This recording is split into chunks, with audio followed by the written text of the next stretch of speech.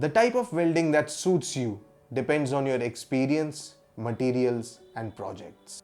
MIG welding is generally the easiest way to weld, while TIG welding is a very slow and a more precise way to weld many different types of alloys. Arc and oxyacetylene welding produces thick weld on different types of material and can be used outdoors and underwater.